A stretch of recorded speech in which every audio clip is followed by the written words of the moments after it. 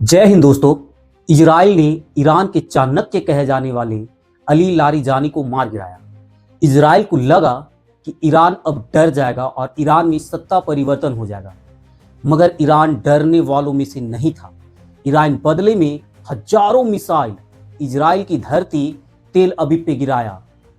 Israel का iron डोम भी इनके मिसाइल के सामने फीका नजर आया और इजराइल में इतना बम गिराया कि इजराइल के पसीना छूट रहे हैं।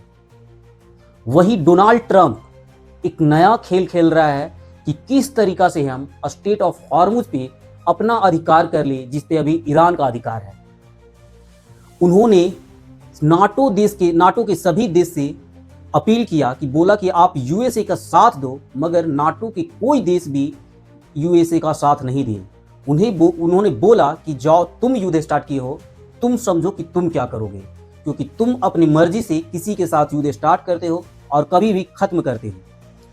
अब अमेरिका को लगा कि मेरे समर्थन में कोई देश नहीं आ रहा है, अब मुझे अपनी शक्ति का प्रदर्शन करना चाहिए। और 5000 पाउंड अर्थात 23 क्विंटल का बम उन्होंने स्टेट ऑफ हॉर्मुज के तट पे गिराया। उन्हें लगा कि इस बम से हम ईरान का जितना मिसाइल है, जिसके दम पर वो स्टेट ऑफ हॉर्मुज को कैप्चर करके रखा है, उसे नष्ट कर देंगे और स्टेट ऑफ हॉर्मुज को छोड़ाएंगे। उन्होंने बम गिराया और उसके बहुत सारे मिसाइल को मारे गए, फिर भी ईरान की शक्ति कम नहीं हुई। ईरान बोला कि अमेरिका चाहे कुछ भी कर ले, स्टेट ऑफ हॉर्मुज पे केवल ईरान का कब्जा है तो ईरान का कब्जा रहेगा।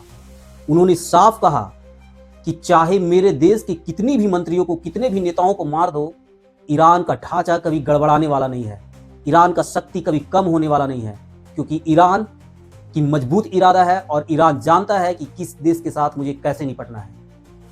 लगता है मुझे कि डोनाल्ड ट्रंप पगला गया है ससुरा। वो जब चाहते हैं तब किसी देश पे अटैक करते हैं और वो साथ मांगते हैं दूसरे देश का। अगर अभी रसिया अगर तेल देना बंद कर दे तो पूरे देश में भूचाल आ जाएगा। आप सोच सकते हो कि जब स्टेट ऑफ हॉर्मुज पे बमबारी कर रहा है, उस रास्ते को बंद कर रहा है जिस रास्ते से करीबन बहुत सारे देश पे तेल और गैस आया करता है, अगर वो रास्ता को अगर वो बैरियर की तरह बंद कर दे और अगर रूस तेल देना बंद कर दे तो पूरे विश्व में क्या होगा।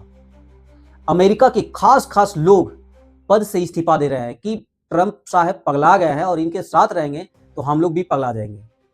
अमेरिका के मुख्य नेता उनके पद से इस्तीफा दे रहे हैं। उनका कहना है कि ईरान के साथ जो अमेरिका युद्ध कर रहा है यह बेवजह कर रहा है। आखिर ईरान की गलती ही क्या थी कि वो युद्ध कर रहा है? ईरान अगर अपने लिए उभर रहा है, अपने लिए अच्छे वर्क कर रहा है, तो फिर वो आतंकवाद कैसे होता है? वहां के लोग, खुद अमेरिका के लोग अमेरिका के खिलाफ है, ट्रंप के खिलाफ हैं। आप सोच सकते हो दुनिया में जितना भी युद्ध होता है उसके अगर कोई कारण है तो डोनाल्ड ट्रंप है।